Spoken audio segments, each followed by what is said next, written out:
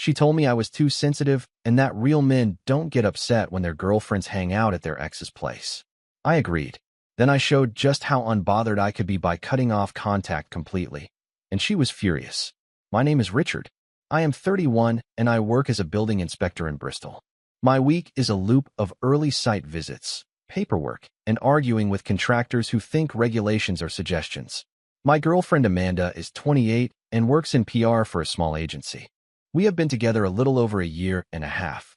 We do not live together, but she stays at my place most weekends and a couple nights during the week, so our lives overlap more than people would assume. The problem started as one of those small things you try not to make weird. Amanda has an ex named Kyle. They dated before me for about 3 years, and from what she told me it ended because they got bored and fought a lot. Fine. People have history. I never asked her to cut anyone off, and I have never gone through her phone. I have always been pretty direct about boundaries, though, and Amanda knows that. A few weeks ago, she mentioned, casually, that she was going to stop by Kyle's place after work to pick up a jacket she left there ages ago. The way she said it was almost like she was testing whether I would react. I asked why he still had her jacket and why she could not just meet him somewhere public, like a cafe near her office. She rolled her eyes so hard it felt practiced. She told me it was not a big deal, that I was being dramatic, and that it was easier to just swing by because he lived on her route home. Then she added this little smirk and said I was too sensitive. That real men do not get upset about stuff like that. She said it like she was doing me a favor by toughening me up. I did not argue that night. I just filed it away. Because once someone frames your discomfort as weakness, you stop having a normal conversation and start negotiating for basic respect. And I was not interested in negotiating. What I did next is why I am posting here. Because I agreed with her. I decided to be exactly the kind of unbothered she claimed she wanted. Amanda went to Kyle's flat that Thursday. She texted me at 18:12 saying she was heading there and added a laughing emoji, like this was all harmless. I responded with a thumbs up. No sarcasm. No follow-up questions. She came over to mine later that night around 10. She smelled like his cologne. I noticed because I own the same brand, and it is distinct. I did not comment. She kicked off her heels, dropped her bag on the kitchen counter, and asked why I was being weirdly quiet. I told her I was not. I was just tired from work. Which was true. I had spent the day arguing with a contractor who tried to bypass a safety requirement. Compared to that, this felt simple. Either I trusted what she was doing or I did not. And if I did not, I had to act accordingly. She pushed again. She said I was clearly sulking and that this was exactly what she meant about me being sensitive. I asked her directly if she stayed long. She said they had a drink and caught up. She said it like I should be proud of her maturity. I asked why a jacket pickup required drinks. She snapped that adults can have civil relationships with their exes and that insecurity is unattractive. Then she repeated it. Real men do not get upset when their girlfriends hang out at their ex's place. That phrase stuck with me. Not because it hurt. Because it clarified something. She was not asking for trust. She was demanding that I suppress discomfort to prove masculinity. That is not the same thing. So I leaned into it. I told her she was right. I said I did not want to be that guy who polices her friendships. I said if she felt comfortable there, then that was fine. I even suggested she should not feel like she had to update me every time. Her expression changed slightly. Not relief. More like surprise. She said good, because she did not want a controlling boyfriend. I told her she did not have one. And from that moment, I stopped behaving like one in every possible way. The next evening, she texted me around 7 asking if she could come over. Normally, I would have said yes without thinking. That night, I told her I had plans. She asked what plans. I said I was meeting a mate for a drink. That part was not even strategic. I actually had arranged to see a friend from work. But the way she reacted was interesting. She immediately asked who. Then where. Then why I had not mentioned it earlier. I reminded her that adults can have civil relationships and spontaneous plans without it being suspicious. She did not like that. She sent back a short message saying I was being petty. When she showed up at my flat anyway around 9, I understood something clearly. This was not about freedom. It was about control. She knocked twice, then tried the handle like she expected it to be unlocked. I opened the door, but did not step aside to let her in. She asked what I was doing and walked forward like she always did. I stayed where I was. I told her I thought we should reset some things. She laughed, sharp and dismissive, and said I was still sulking about Kyle. I told her I was not upset. I was adjusting. If we were going to be the kind of couple who did not owe each other explanations, then that applied both ways. That also meant we were not defaulting to shared space whenever it suited one of us. She told me I was overreacting and tried to move past me again. I did not raise my voice. I simply said this is my flat, and tonight I am not having company. That is when the tone shifted. She called me dramatic, then controlling, then childish. I asked her calmly if she would prefer I act unbothered like she suggested. Because this is what unbothered looks like. No questions, no arguments, no emotional investment, just distance. She stood there for a second like she did not recognize me. Then she said fine, and that she would go somewhere she was actually wanted. I said okay, and I closed the door. I expected a few angry texts after I closed the door. That would have been normal. What I did not expect was the volume. By the time I walked back to the kitchen, my phone was already buzzing. 3 messages, then 5, then a missed call. The first one said I was being ridiculous. The second said I was punishing her for having friends. The third said I was insecure and proving her point. I did not respond. I read them once and put my phone face down on the counter. She called again. I let it ring out. Then a longer message came through saying she could not believe I would embarrass her like that, and that she had told her flatmate she was staying with me. That part annoyed me. Not because of the logistics, because she was framing this as something I owed her by default. Access to my space, my time, my availability. I replied once. I said I am not upset. I am simply stepping back. You said real men do not get bothered. I am not bothered. She responded almost instantly asking what that even meant. I did not answer. Instead, I went into my contacts and blocked her number. It was not dramatic. It was practical. If we were shifting to a model where independence meant no accountability, then I would remove myself from the daily emotional churn entirely. No arguing. No defending. No late-night circular debates about tone. I blocked her on messaging apps too. Then on social media. Not to punish her. To create silence. I slept fine that night. The next morning there were emails in my inbox. She had switched channels.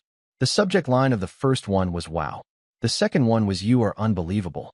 The third was longer. And that is when I realized she was not furious because I was upset. She was furious because I was not. I did not reply to the emails either. I read them once, calmly, and then archived them. The tone shifted with each message. The first few were angry. She said I was immature and trying to manipulate her. She said blocking someone is what teenagers do. Then the narrative changed. She said she did not understand what she did that was so wrong. She said it was just a jacket and a drink. She said I was blowing it out of proportion. I noticed she never addressed the part about calling me too sensitive, or the real men comment. That was treated like it never happened. By midday, she tried calling from a different number. I let it ring. I knew it was her because of the area code, and because she immediately followed up with another email saying I know you saw that. That was the first time I felt even a flicker of doubt. Not about the decision. About whether I should formalize it. So I sent one final email. Short and clear. I said I am not angry. I am not trying to control you. You are free to spend time wherever you like. I am choosing not to be in a relationship where my discomfort is reframed as weakness. I wish you well. Then I blocked her email too. An hour later, she was at my building. The concierge called up to say there was a woman downstairs asking to come up. I asked for her name even though I knew. When he said Amanda, I told him not to let her up. He hesitated and asked if everything was okay. I said yes. We are just not together anymore. Saying it out loud made it real. And oddly simple. She waited outside for about 20 minutes. I watched from the window once, and then stepped back. I was not going to perform a scene in the lobby. That evening, one of our mutual friends texted me asking what the hell I had done. Apparently, Amanda had told people I ghosted her over nothing. I did not correct the story, because technically, I had done exactly what she asked. I stopped being sensitive. The next 2 days were quiet on my end, and apparently chaotic on hers. I did not check her social media, but friends filled in enough. She told people I had a fragile ego, that I could not handle her having a past, that I exploded because she had a drink with someone she used to date. Exploded is generous. I did not raise my voice once. By Saturday morning, another friend, Tom, called me directly. He said Amanda was saying I locked her out and refused to talk. I told him that part was accurate. He asked if there was more to it. I said yes. I explained the comment about real men and being too sensitive. I explained that I set one boundary and she reframed it as weakness. Tom was quiet for a second and then said that sounded like Amanda. Not cruel exactly, but competitive. Like everything was a test. That word stuck with me. Test. Looking back, the jacket was probably irrelevant. It was the framing.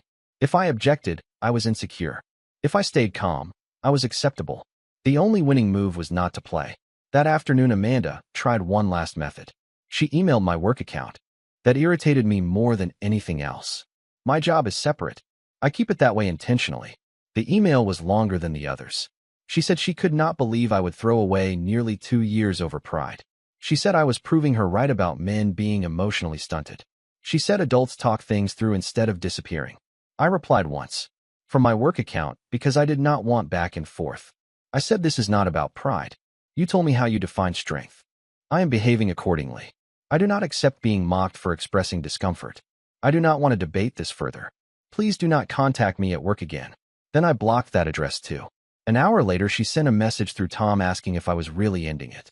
I told him yes. And that was the first time she stopped sounding angry and started sounding rattled. By Sunday evening, the tone shifted completely. Instead of messages relayed through friends, Amanda showed up at my gym.